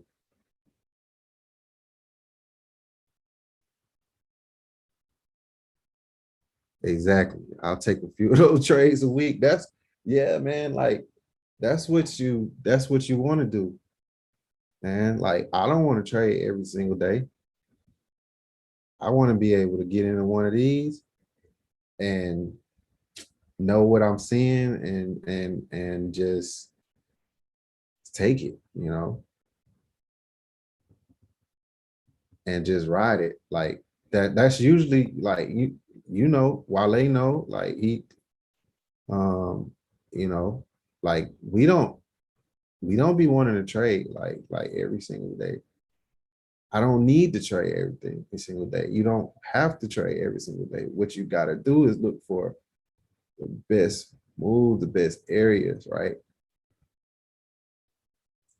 And I think once you realize that, you know, you're gonna want to be able to sit on. So you'll hear me say, I don't care about this sell, or I don't care about this buy, because I'm already plotting on like one of these bigger moves to happen, right?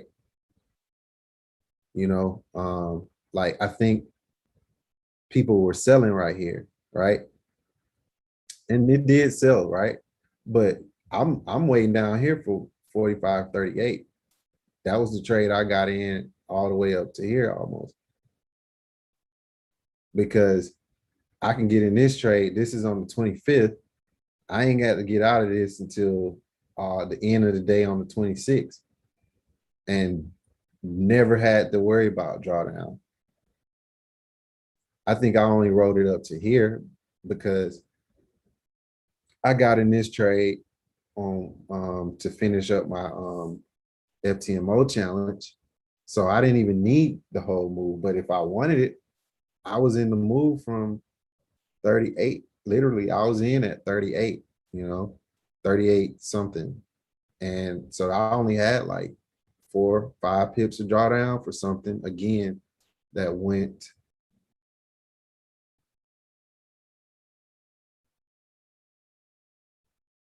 this went 11 pips in the drawdown, and I pulled out of here for 300 pips. That's 33 to 1. Wale called me that morning, and right before we were on watching it right here, he called me, and it was looking stank. It was looking ratchet, And then I sat around, I waited. And this was one of the rare moments he'd get off the phone with me. And he, usually he would have jumped on this one too, because this one's one of those ones. There's going to be 3 to 4 trades throughout the week that you can get into, and you don't have to get out of those. And in most cases, you don't have to get out of those for weeks, right? There's going to be 3 to 4 trades every week that are going to give you a long-term trade. And they're usually going to happen near the weekly, near a daily, a monthly, or yearly, or whatever the case is. They're usually going to happen at those levels. They're going to happen at order blocks, at some price delivery area, equal highs, equal lows, or something like that. They're gonna usually happen at those levels. So you hear it more often, like, oh, I don't care about the buy, I don't care about the sell, because if I'm taking this sell, yep, this sell would have gave me a great risk reward, right? Would have been looking at 20 to pips, but I'm only looking at 165 on the target. It would be more advantageous for me to take the buy, because even if I took the buy and I only got back to this high, that's still 222. So I gave up 165 to at least get 222. That's what I'm looking at. And today, I did the opposite. I took my, it was around here. I took, oops. Today I did the opposite.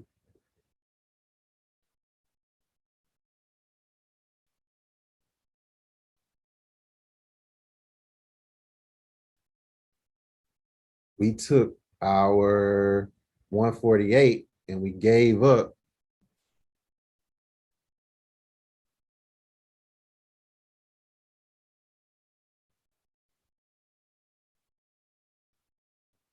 the 295. We traded what you see at the time, right? That's okay. I don't really care to trade outside of after 12, right?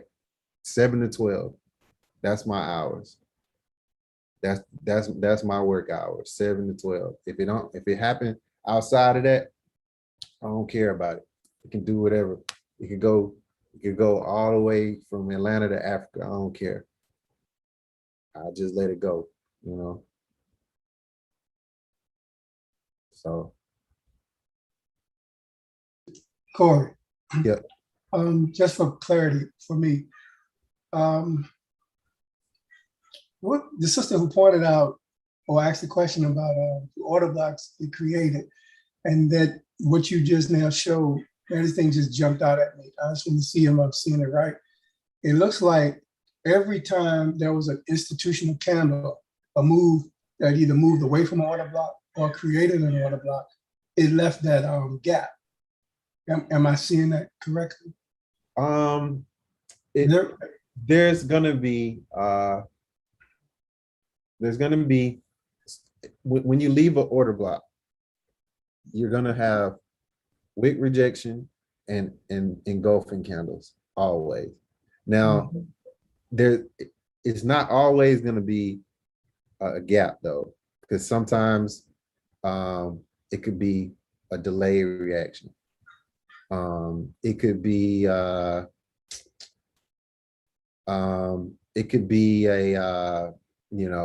news involved, right?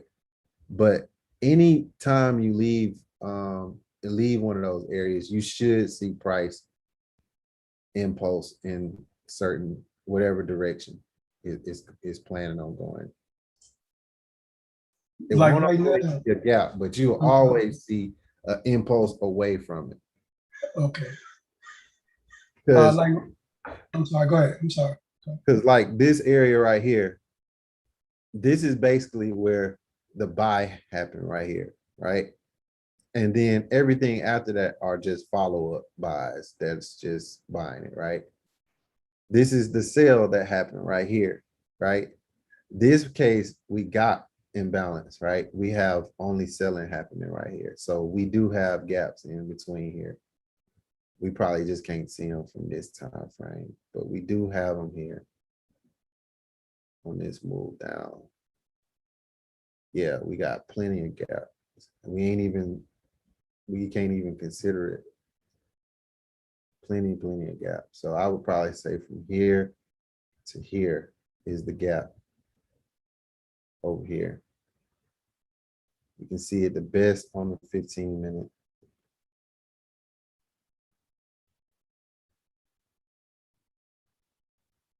Here.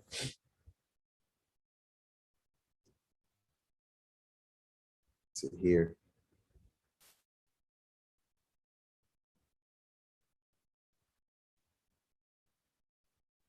So now I know when it comes back in here, if it can't trade through it, then I know what numbers to look out for right here. Matter of fact, I don't even need this. I'll just use the fib here to here. So now these will be the numbers that I'm looking out for. We already know it's probably going to come back to this, right? Because here's this low. This coming back to this low right here, that's the order block. And if we come back to this, we'll probably wick this, right? And maybe we get a push down. If we come back to here and we wick this and we can't go back above here, we probably get a push down. And then if we do get a push down, once it comes back into here, what is it going to do? Is it going to hold this again like it did down here at one of these levels, the high, mid, or the low? Or is it going to trade through it and use the low as a continuation to take this 45.38 out right here? Another thing to note, this move from this high to this low, that's the move that started us to the downside. Negative 100, lining up right along with this weekly, lining up right along with this low, all standing out, should stand out to you. So if we do get a rejection, it's got to come back down here. It's got to come back here.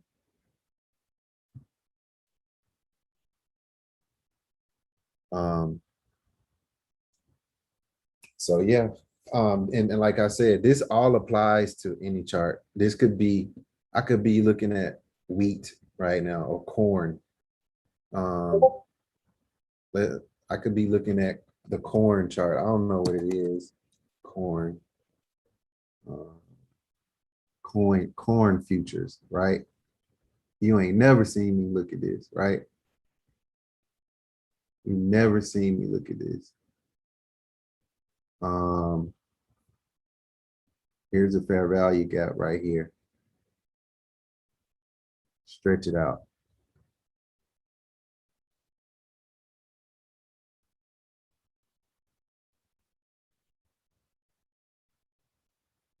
What happened? Right here. We bounced off of what is this? 540, right? Where's the low? 539.50. We could have had we could have been, you know, some tortillas, some some corn on the cob, right? We would have got all that right now. We would have had all this. Like, I don't know what this pip count is, right? I don't know what that is, but I do know that's a lot of money. I do know that. I don't know how many pips this is, right? I just know this is some huge impulse candles to the upside that I would have bought, you know. And if you had missed the low that it made, you had ample opportunity to buy you some corn, right? Where is this low? Let's extend this out over here. Where this happen at? That's an order block right there. 15-minute order block. That bounced off of it. Right here. That bounced right off of that. It took you to the upside. There's a rebalance, redelivery right here.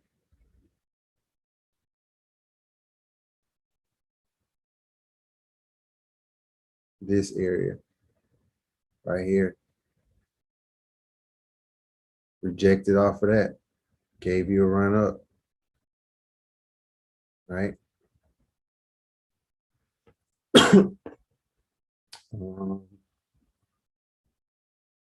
Up here near the high.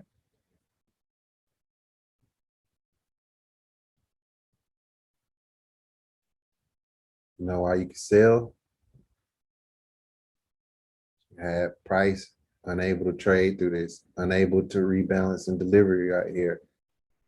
You filled this all the way up, tried to trade above it, it couldn't do it, it failed and dropped. That would have been your sell. This candle right here. This is creating your first low right here. This giving you this area to hold from right here. Question is it going to trade back through it? We don't know, but guess what? If it does, we know where it's going to go. We got the daily right here. We got plenty of imbalance right here. We don't see no down candles. We already see it's imbalance. We got an old high. We got a bunch of stuff, you know. There's an order block on the 4 hour, like a lot of stuff. A lot of stuff. If I draw the fibs on this low to this high, right? You would have had a 50% entry, which, yeah, would I have taken that? I don't know. I might have missed this one. But, you know, whatever you're comfortable with.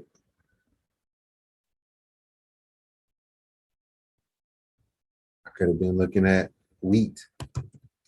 I don't know what this looked like as well. What's going on with wheat?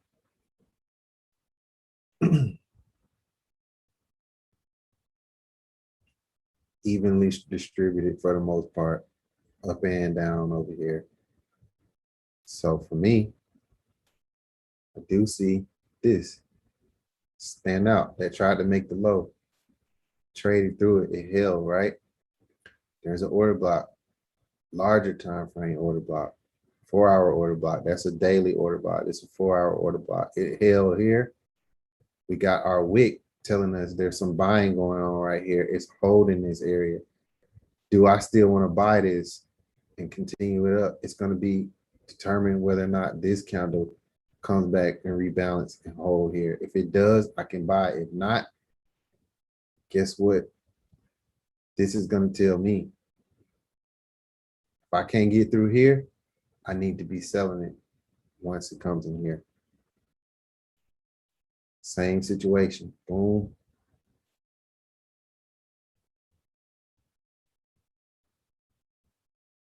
Where we at? Where is Wick at? 76, 761.58.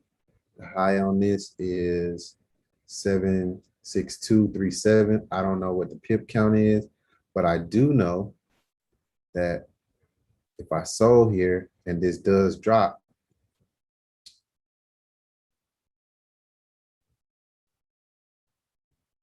my initial stop loss is above this high. If I sold, I would be looking at stop loss at most from here, right? So, you know, if I do get in this trade, I got a potential of only having whatever the value it is, 98 equals on week. I don't know. I don't know what that is. But I do know here, order block, over here and over here. And I got this candle. This is where the sales start here and here on this candle. You can't get above here.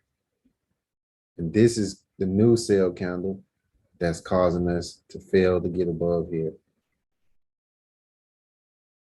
If we can't get above this, we know we still selling. If we can't get above this, we know we still selling.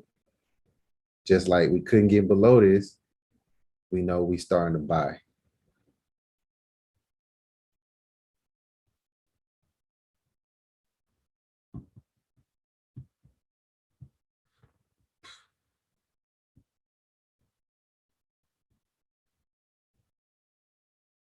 It's not a coincidence.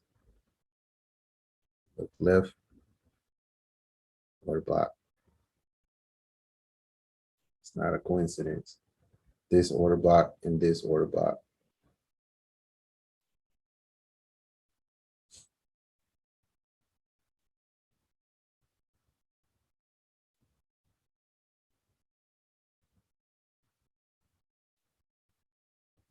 Seven, 12, 11, 7, 11, 82. No, you barely got a wick. Barely got a wick on this. I don't know the pip count. You patient enough to wait here, and we throw the fibs on this, guess what we got? 0 to here. You know that would have been the move. 786 entry right here. Let's just say we use 786, right? Whatever this drawdown is nothing compared to whatever this is. We got 0, right? We would have been looking at a trade that we could have been in from October the 13th until today, 25th or whatever that is. And we would have hit our 0 target right here. This is one of those trades I was talking about. Like, this will get you into something that we could have scalped into this and just rolled this for days.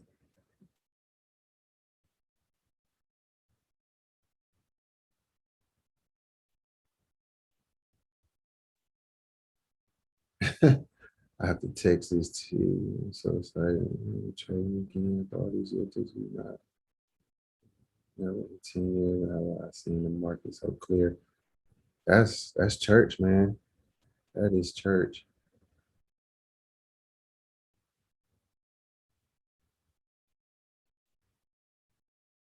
It's the last thing. I'll show you the breaker because I'm running out of mouth dry.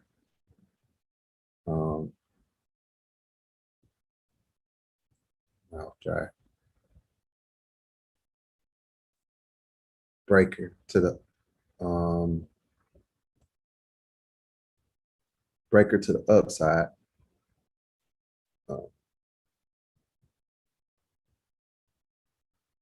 Bullish breaker.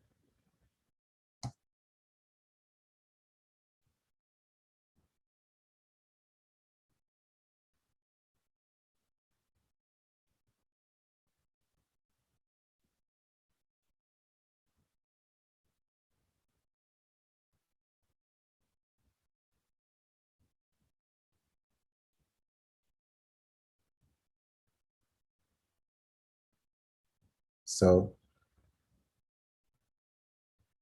I'm gonna focus on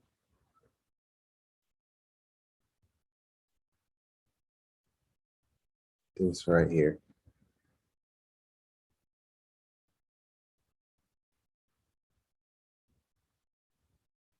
Okay. So when you see some consolidation, right? And you see you have a low here and a high here, right? If you see that this low right here is taken out after you make this high, and you make this low. Oh, let me start over. You're in consolidation. You see this low made and you see this high. That's going to be what you work off of, right? If you see that this high is made after you made this low, you need to note this area right here as your breaker. It's going to be this area right here.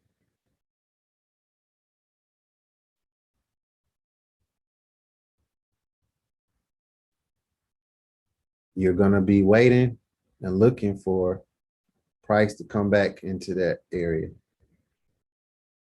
right here. Inside of this area, right? You may have order blocks all along this area. The order block might line up with one of these levels, either the high, the middle, or the low. But that's going to be a sign that you're in a bullish breaker. It's going to be typically a lot of signs you'll see a candle with a flat head, like or a small wick, or you'll see a railroad pattern. Let me see if I can find one. Yep. Let's see.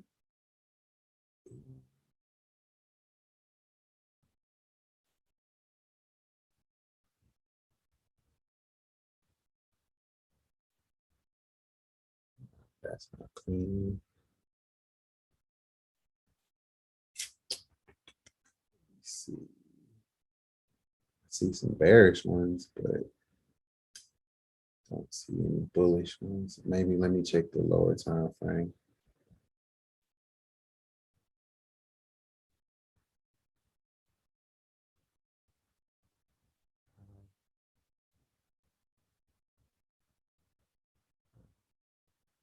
Nope, I didn't do it. Probably see it on the lower time frames. I don't see a clean one on this time frame. Oh, yes, I do. Okay. It's right here.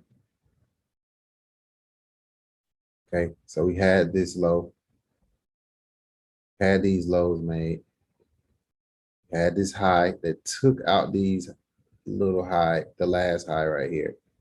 And then we made this low. Now we go high to low and extend him out. That's your breaker right there. And we missed it over here, but this is essentially the same area where this came down to right here and wicked off of. We actually missed the breaker though, but this is a breaker right here. The high on the breaker is 772. This one's 701.5. So we missed it by whatever this little piece of area is between here and here. So like 3 pips, 3.4 pips. That's how close we were to hitting this breaker, but that would have definitely been a good area. Because even if you missed it, you know, all right, cool, I'm gonna put some buy stops in. And that would have been another trade. Like that would have been another one of those. Get in it today, September 30th, ride it to October 4th, and even longer, you know, ride it to October 5th. That would have been another one. A bearish breaker looks like the opposite.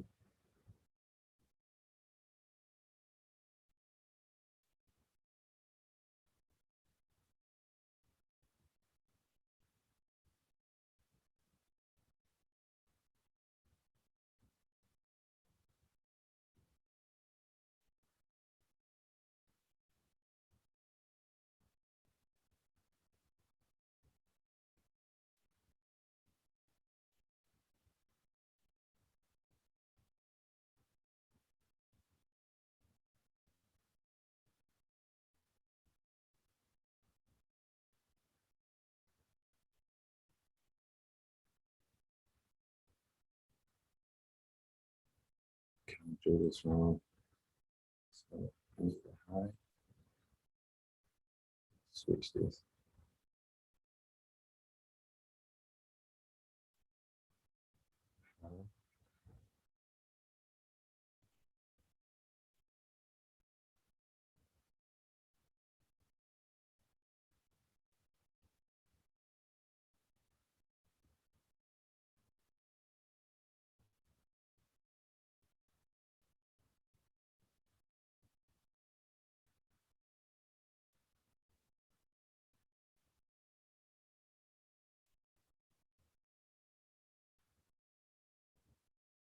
So over here, in the bearish example, we're focusing on this move right here.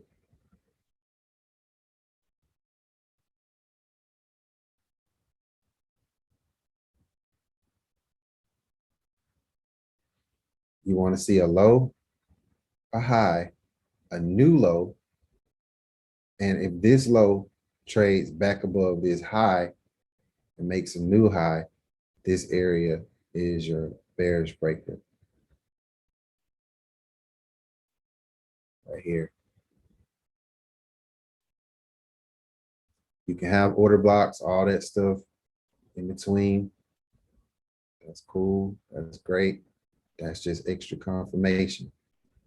And you're going to be looking for a price to come back into this and you'll reject, right?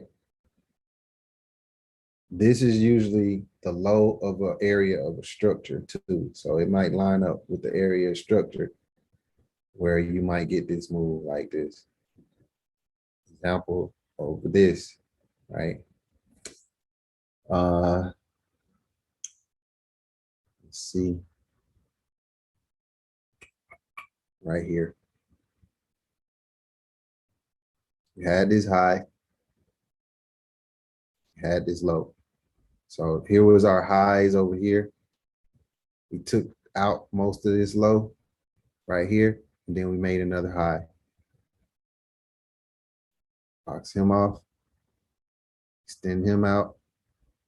How many sales you taking off of this?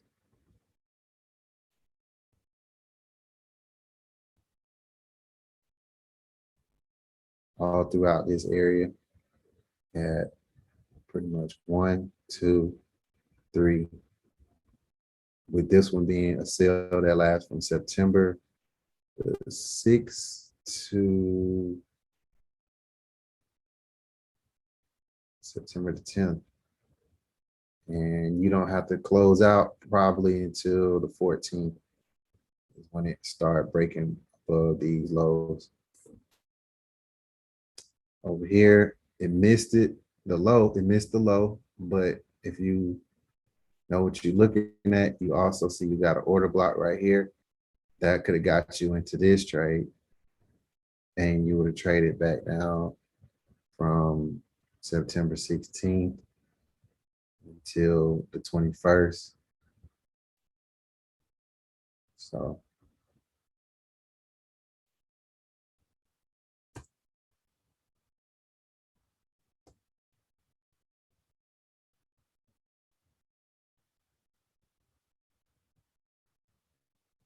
cool. Oh, yeah, yeah, yeah.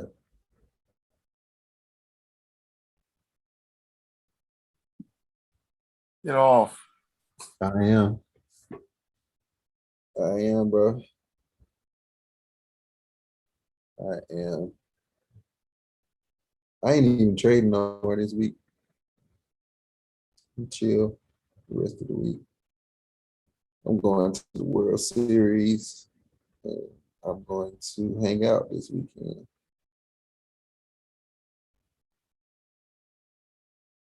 Who going to Houston?